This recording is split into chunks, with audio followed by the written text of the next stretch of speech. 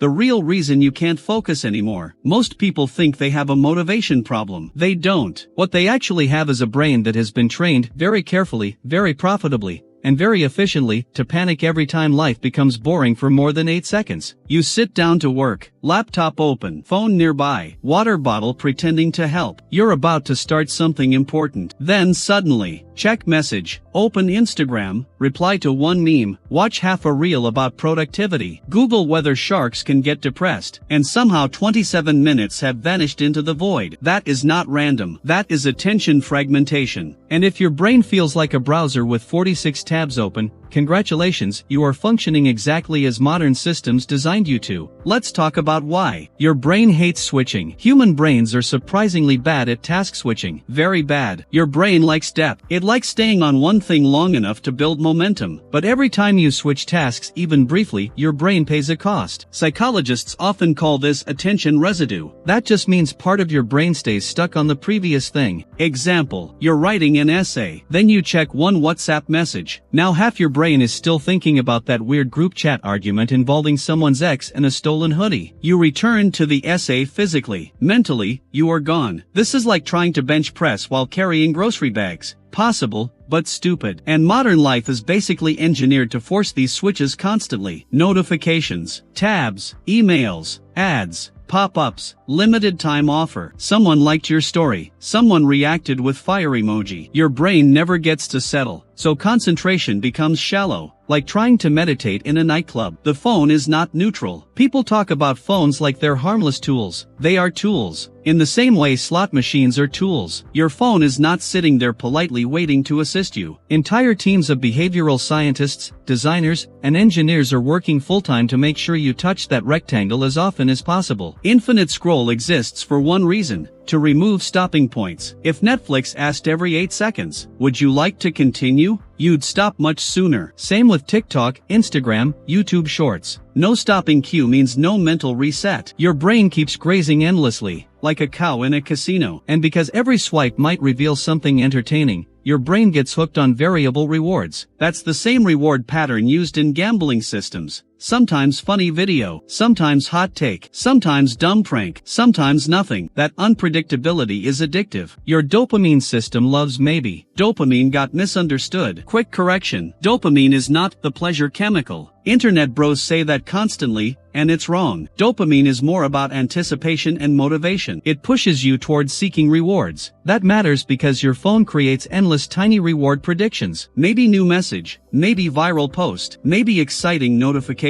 Every glance becomes a mini slot machine pull. This trains your brain to crave novelty constantly. So when you sit down to do something slower, like studying, reading, writing code, editing video, or even having one uninterrupted thought, your brain rebels. Because spreadsheets are not unpredictable enough. Homework does not sparkle. Reading chapter 7 of economics does not vibrate in your pocket and say, "Someone mentioned you." So deep work starts feeling emotionally uncomfortable. Not because it's impossible. Because your reward system has been recalibrated for chaos. Boredom used to be normal. This is the part nobody talks about. Humans used to spend huge chunks of life bored. Waiting in line? Bus ride? Looking out window like a Victorian orphan. Bathroom break? A peaceful event. Now boredom lasts 4 seconds before someone grabs their phone. That matters because boredom is where attention muscles recover. Boredom is not wasted time. Boredom is mental silence. And silence lets your brain process ideas, reflect, connect thoughts. Without boredom, your brain never consolidates. Imagine going to the gym and never resting between sets. Eventually your muscles fail. Same thing here. Your attention system needs idle space. Instead, most people fill every gap with stimulation. Waiting for coffee becomes scroll, scroll, scroll, scroll, scroll. Tiny habit, massive cost. Multitasking is basically fake. People love saying, "I'm good at multitasking." No, you're not. Almost nobody is. What people call multitasking is rapid task switching, and rapid switching destroys accuracy. Example, trying to study while watching YouTube and replying on Discord. Feels efficient, actually terrible. Your brain is toggling contexts constantly. Every toggle burns energy. That's why after a day of fragmented digital nonsense, you feel exhausted despite barely moving. You didn't run a marathon. You just forced your prefrontal cortex into traffic. And that mental traffic jam drains cognition fast. Which is why people end days saying, "I was busy all day but got nothing done." Classic fragmentation symptom. The attention economy wants this. Here's the uncomfortable part. Your distraction is profitable. Very profitable. Most large platforms make money from ad exposure. More screen time equals more ads seen. That means their financial incentive is not help you focus. Their incentive is keep you engaged forever. If an app helps you finish quickly and leave, that is bad business. So platforms optimize for retention. Autoplay, push alerts,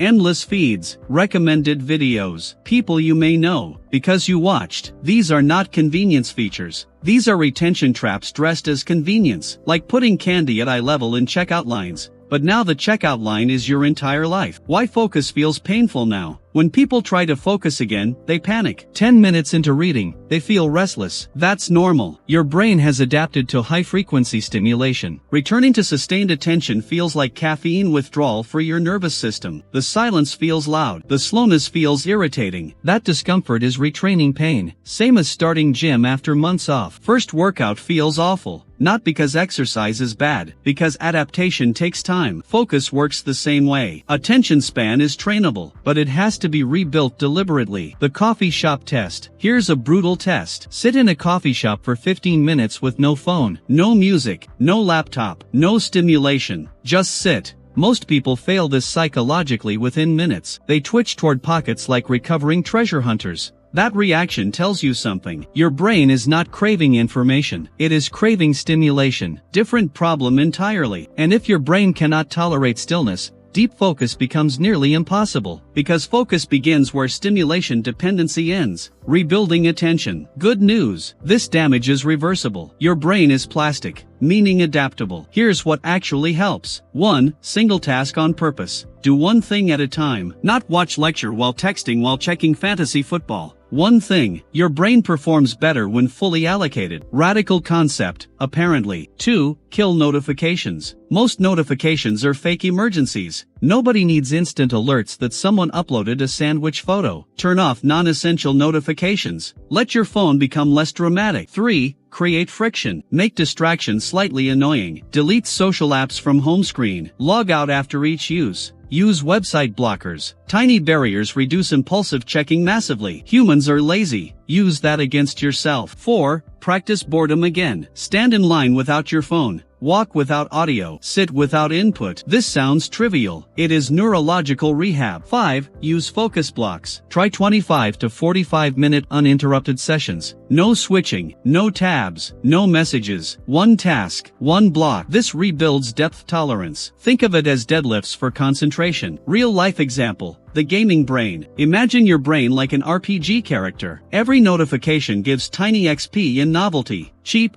fast, flashy XP. Deep work gives bigger rewards, but slower. If your brain gets addicted to tiny easy XP, it stops tolerating long quests. So writing a paper feels unbearable. Reading a book feels ancient. Learning a real skill feels slow. That's not laziness. That's reward conditioning. Your dopamine economy got flooded with microtransactions.